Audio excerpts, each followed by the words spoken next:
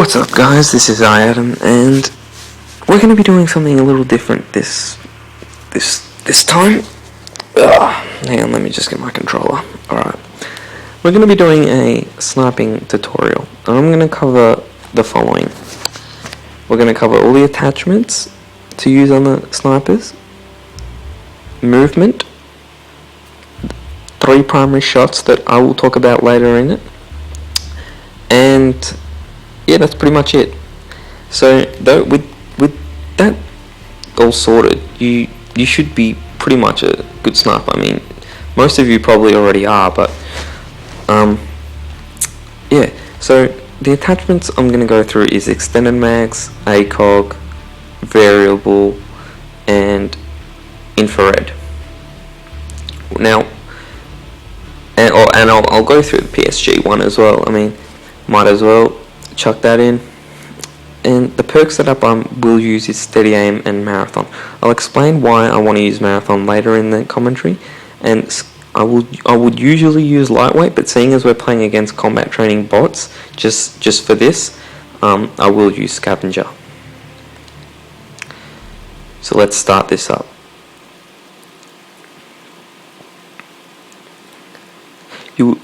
Just a quick thing I wanted to add in. You will see me hit triangle a lot, which changes the weapons, and it's called double triangle or double Y or YY, whatever you want to call it.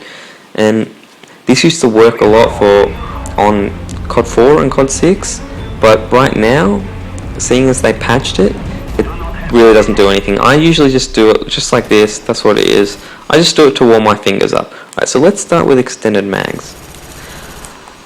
This is my preferred attachment on the gun, and just like that, easy shots. I mean, I find that it sways the least, apart from the ACOG, so that's what I like to use. A perfect time to no-scope would be right now, when a douchebag is walking around like that. Apart from that, I really would not recommend you no-scoping. I'm just going to go in this building quickly just to demonstrate the 3 primary shots I like to do. So there's the pop shot, which is just like a quick scope from COD 4 or Modern Warfare 2, which is just zoom in and shoot, just easy like that. And you will notice that just on the wall here, it will hit the target pretty much dead on every single time. As we come look here, apart from 2 of them, most of them got in the same area. So that works actually a lot of the time, but when you're close range, I really would not do it further than maybe from here to that door. Otherwise it's really inconsistent. So to balance that out, what I like to do is it's like a pop shot. Well, I don't know what the hell happened there. Yeah, so it's like a pop shot, but you hold your breath. Now, I don't know what to call this, so I'm just going to call it the breath shot. I don't know. I guess that's a good name for it. I don't really know. And what this is just like a pop shot. So we'll just get this guy in our crosshairs. That's the most important thing. You want to try and get them in your crosshairs if you can. That makes it a lot easier. And you just hold your breath in and shoot. And this is not hard scoping. This is just shooting. Like we just get him in our crosshairs there, and you just hold your breath and shoot. And this will hit 90% of the time. This is the shot that I do most of the time, and it'll work. See, I just pop shot in there, and the pop shot and the breath shot will work when they're running at you, or they're in the vicinity of in your crosshairs. If they're not in your crosshairs, the little white lines on the screen, if you didn't know what I was talking about, if they're not in your crosshairs, I do suggest going for a drag shot. And what this is just, you just pretty much zoom. I'll just demonstrate on this wall. You pretty much just zoom just in front of him. So if a guy's running from here, you just zoom just in front of him and you just hold it there. You wait for the bounce, and as soon as it stops bouncing, you shoot. So we'll just demonstrate it quickly. We need to find someone who's running sideways. Hopefully this guy will run sideways. Okay, he died. Yeah, okay, this is a good example. So we just aim just in front and then shoot like that. Got a hit marker there, it's alright. Just pop shot him. But what I'm trying to say is you just aim just in front of him, pop shot, oh, missed that. That was pretty horrible. But yeah, you just for the drag shot, you want to aim just in front of him, and this works well when they're running sideways, or this will work well when they haven't seen you. If they see you, I suggest usually they will turn and face you, which means that they'll be in your crosshairs and you'll be able to do a pop shot or a breath shot, and they're the fastest ways of killing people. See, this guy's running, oh, he's stopped. This guy's running sideways. You just want to aim just in front of him, anticipate where he's going, and just hold your breath. Well, you don't even need to hold your breath. You just, it does work a little bit better because it sort of stops the sway, I guess you could say. And with that, it's just easy like that. And that's a good time to no-scope. I wanted to talk about, a lot of people think that no-scoping is the way to go in close range. It's really not. Just pop fire them like that in close range, and try and take as much cover as you can. This is I can't stress that enough. In a clan war, you just want to, I know this might seem like camping, but in a clan war, you just take cover behind anything you can. Try and go for headshot glitches. Why not? Like, it's not going to hurt. I mean, you just want to take as much cover as possible, but try and get behind the truck after it's exploded. So we've covered the 3 primary shots. Now I would just like to quickly talk about movement. So I've put on marathon because I hate it when you run out of sprint. When you run out of sprint, you can't jump, you can't prone, you can't drop shot, you can't do anything as quick. When you're sprinting, everything will be a lot faster. You jump further, you jump faster, you move quicker. You know, everything is just good when you're using marathon, because you'll be able to sprint, and sprinting is a key. You want to keep moving when you're sniping. If you're standing still, you'll find it a lot harder to hit shots. You'll get out of rhythm. You know, it won't work. You want to keep moving, and you'll get in rhythm, and it'll work a lot smoother for you. And so what I wanted to quickly say is, the first movement I like to do is a drop shot. So if this works well, if someone is just at this back fence, for example, and I don't know that they're there, and I've just obliviously walked past them, and I'm just walking in front of them, and they shoot me. You want to be aware. You've got to be really aware, and you look on the minimap and you see the red dot. A great time to drop shot would just be, you just quickly, like this, you just jump, or you don't even have to jump. You can just drop shot like that, and then turn around, bang, like that, easy. Or you can jump. I mean, that really doesn't matter, and you get them like that. It'll surprise them. You can spin the other way. It doesn't matter.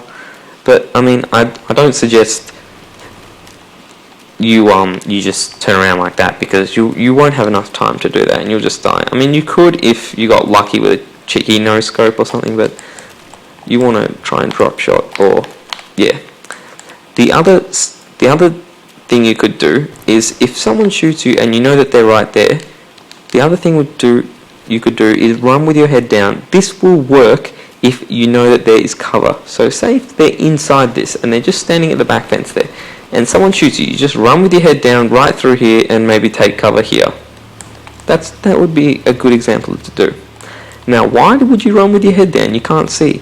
Well, you become half the size of your target. You become half the size, and it's a lot harder for them to hit your target. Usually, people don't aim at your feet, and like if they'll aim for the stomach or upper body. So if you run with your head down, it's a very hard target to hit, and it is a very, very good tactic in capture the flag. Just a quick capture the flag tip. Say if the flag is right there, you want to have, for the basic capture the flag team, for 4v4 say, you want one or two guys defending the flag, then you want one guy capturing the flag, and he will use marathon. This is for an example in Modern Warfare 2. You use marathon, you get one guy to use marathon. Then you have a support player. Now the support player will not use marathon, but he will pretty much follow and support the flag capper. So the flag capper shouldn't have to kill anyone. Now what his job is say if the flag is just right there, he will come from inside this building. The flag capper will get the flag, and say he's got it right now. You want to run with your head down. You want to take the routes that you wouldn't normally take in a normal. You don't want to kill anyone or anything. You just want to run with your head down. You want to take the odd routes, and maybe go up the building, down the stairs, just anything, and it will get you to the other side. If you're going to run with your head up, you're just going to die. And but the thing is, running with your head down, you gotta know where your surroundings are. Like you won't be able to do it unless you know the map, backwards and forwards, because without that, running with your head down, you can't see or anything. So you really got to know your map, and if you do, it'll make a very successful flag capture.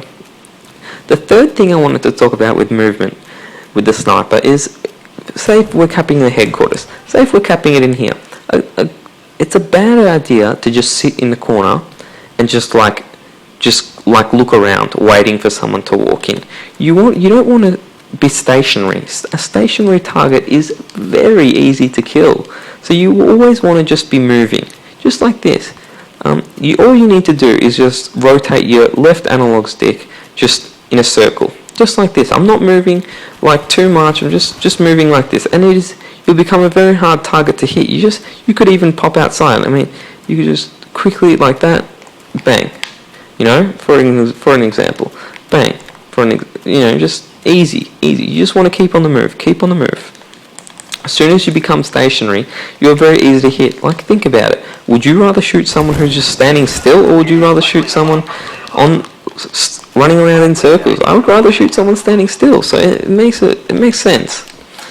And so with these three things, with the movement and the three primary shots, and the I guess you could count the fourth as a no scope, you're pretty much set. Now what you want to do is, the best way to do it is to just practice. Now I'm just going to quickly move on to the ACOG, because it is different to extended mags.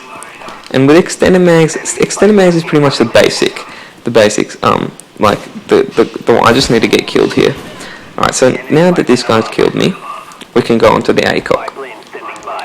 And the ACOG is just, it's just easy weapon.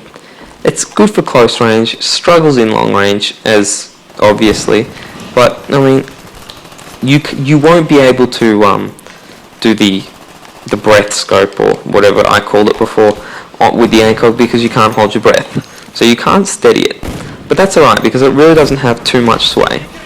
So you should be able to hit most of your targets close range. Pop shotting works extremely well on the ACOG, so it's a great tactic to use. And you just easy pop shots like this. I couldn't get him, but I mean, it's just like that, easy. You run, just always on the move. I missed that shot.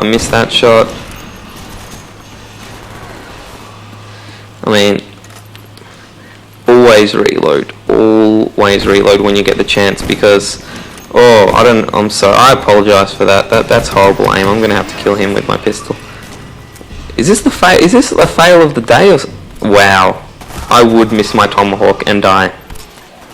That is amazing. I wish I sent that to top 5 fails. That is beautiful failing. But see, what you want to do is just easy pop shots with the ACOG, and it's pretty self-explanatory. Whoa, my aim is right off with the ACOG. I apologize. What's with all this last stand? So you will get a lot of assists and hit markers in with all this last stand, but ACOG is very good. It'll kill a lot faster than the extended mags because of the zoom in time, and it's probably my second choice. I mean, I don't really like the variable. The variable and the ACOG are probably at the same for me. So yeah, that's pretty much it. We'll go to variable now, and if you didn't already know you want to use the second variable, the first one's just too far zoomed out. I won't kill him. I'll just talk for a second. Yeah, the second one's perfect. Third one's too zoomed in, as you can see. The third, the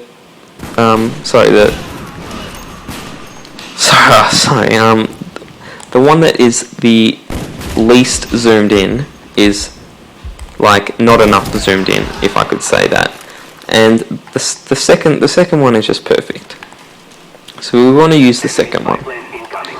And with the second one, it's the same thing as what I was talking about with the 3 primary shots. You will kill a lot. Whoa, is there someone there? Oh. You will kill a lot faster with the variable. You zoom in and you will be able to quickscope a lot faster with the variable.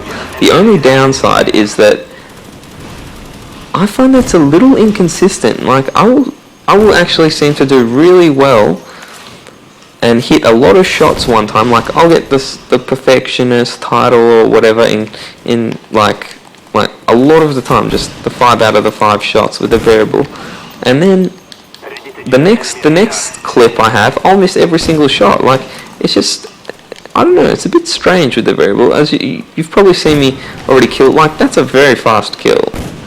Like, oh, missed that.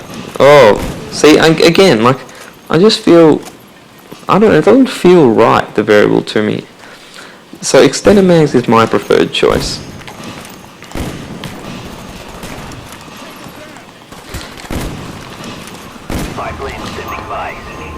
Oh, I thought that was a collateral there, sorry. Alright, now I'll change to the, oh, that was a quick change, to the infrared. Now the infrared is very rarely used, I could say. No one uses it, but it is surprisingly very good close range for quickscoping. I used to think it was the easiest to quickscope with at one point, but it's probably not, but it is very good close range, which is ironic because it's made for long range, I'm pretty sure, with the infrared, but it's actually really nice. Like it zooms in fast, and I seem to hit a lot of shots with it. I just pop shot with this gun. You don't even need to look at the white, if you know what I mean. Like you don't need to wait for your target to actually appear in white. You just line him up with your crosshairs. You just do like you would with Modern Warfare 2. Like, but it struggles really badly long range. Like you'll have to hold your breath. You'll have to wait a second or two to actually shoot. Like, but close range, you should hit most of your shots. And so the next, oh, that was nice. The second thing I wanted to, sorry, not the second thing, probably the fifth gun that we're going to use now is the PSG one. This is only introduced now that the patch is done, I believe. I don't think it was, you could one-shot them before the patch, like from the stomach and below. But I actually really don't like this weapon. Even though it's a one-shot, I actually tend to get a lot of hit markers, just like you just saw then. And that was a clear chest shot. So I'm not sure about this one. It's good. It'll take some time getting used to, that's all I could say. This is actually, though, like, it is good that it's semi-automatic. I mean, you can just spam it if you're in close range. I'm pretty sure you can. Yeah, that's about as fast you can go.